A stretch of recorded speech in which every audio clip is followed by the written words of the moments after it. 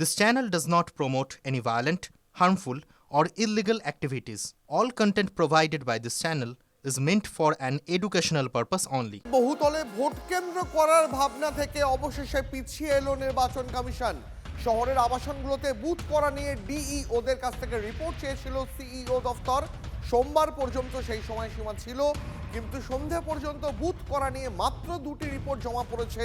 এর আগে বহুতলে বুথের বিরোধিতা করে মুখ্য নির্বাচন কমিশনার জ্ঞানেশ কুমারকে চিঠি দেয় তৃণমূল। অনেক আবাসন কর্তৃপক্ষই এই নিয়ে আপত্তির কথা জানিয়েছিল, আর শেষমেশ বহুতলে বুথের পরিকল্পনা থেকে সরে এলেও নির্বাচন কমিশন। এর পাশাপাশি এসআইআর এ ভুলে নিয়ে বিএলওদের সতর্কবার্তা জাতীয় নির্বাচন কমিশনের। 11ই ডিসেম্বরের মধ্যে বিএলওদের গলদ শুধরে নেওয়ার নির্দেশ কমিশনের। 11ই ডিসেম্বরের মধ্যে ভুল শুধরে নিলে তাকে অনিচ্ছাকৃত ভুল বলে ধরা হবে। 11ই ডিসেম্বরের পর কোনো গলদ ধরা পড়লে গাফিলতি ইচ্ছাকৃত ভুল বলে ধরা হবে, সেক্ষেত্রে পদক্ষেপ করা হবে। বিএলওদের সতর্ক করেছেন রোল অবজারভাররা। ভীতু হলে চলবে না, সক্রিয় হন, রাজ্য পুলিশের উদ্দেশ্যে বার্তা মুখ্যমন্ত্রীর। পুলিশকে নজরদারি বাড়ানোরও নির্দেশ দিয়েছেন মমতা বন্দ্যোপাধ্যায়।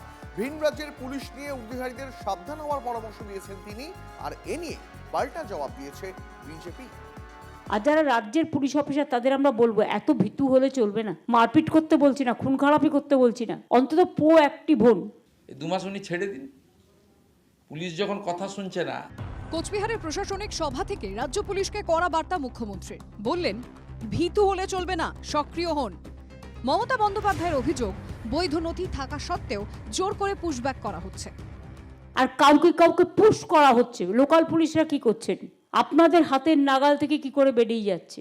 এই যে আমরা যে গর্ভবতী মাকে নিয়ে এলাম, তার পরিবারের 4 জন এখনো ওখানে আছে। তারা ইন্ডিয়ার সিটিজেন, কাগজপত্র আছে, তা সত্ত্বেও বিএসএফ ফোর্সফুলি তাদের পুশব্যাক করে দিচ্ছে। সোনালী খাতুনদের পুশব্যাকের প্রসঙ্গ তুলে রাজ্য পুলিশকে নজরদারি বাড়ানোর নির্দেশ দিয়েছেন মমতা বন্দ্যোপাধ্যায়। অনুপ্রবেশ নিয়েও বিএসএফকে নিশানা করেছেন।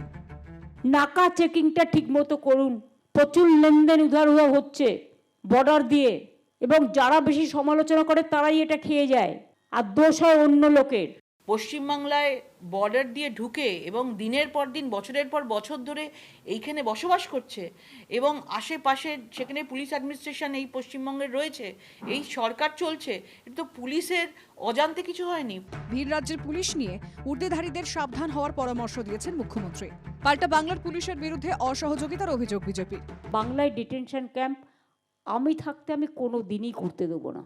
আর পুলিশকেও আমার বলা থাকলো, অন্য রাজ্য থেকে এসে যেন আমার রাজ্যের লোককে গ্রেপ্তার করে নিয়ে যেতে না পারে, এটা আপনাদের দায়িত্ব দেখার। পশ্চিমবঙ্গ পুলিশই বরঞ্চ জঙ্গি, আতঙ্কবাদী, দুর্নীতিগ্রস্ত, খুনি, ধর্ষক এদের বিষয়ে ইন্টিমেশন দিলে কোঅপারেশন করে না। পশ্চিমবঙ্গ জঙ্গিদের আঁতুড়ঘর করে তৈরি করেছেন মমতা বন্দ্যোপাধ্যায়। কোচবিহারের প্রশাসনিক সভা থেকে পুশব্যাক থেকে ডিটেনশন ক্যাম্প একাধিক প্রসঙ্গ বলতে গিয়ে ছত্রে ছত্রে পুলিশের ভূমিকা বুঝিয়ে দিলেন মমতা বন্দ্যোপাধ্যায়। আর যা নিয়ে শুরু হয়ে গেছে রাজনৈতিক তরজা। সুমন কল্যাণ ভদ্র রিপোর্ট, TV9 বাংলা। ফেব্রুয়ারির তৃতীয় সপ্তাহে কি বাংলার নির্বাচনের দিন ঘোষণা? ফেব্রুয়ারির 20 তারিখের পর ভোট ঘোষণা হতে পারে, অনুমান শুভেন্দু অধিকারী।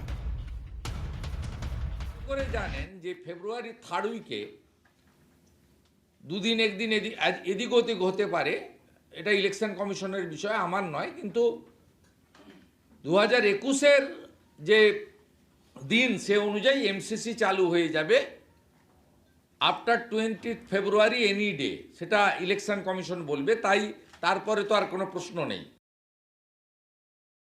শুভেন্দুবাবুর এই যে তারিখ দেওয়ার অভ্যাস, ক্যালেন্ডার পলিটিক্স অভ্যাস, তো এটা তো সবাই জানেন যে ফেব্রুয়ারির শেষ দিকেই এই ধরনের একটা কোনো নির্বাচনী আচরণবিধি বা নির্বাচন ঘোষণা।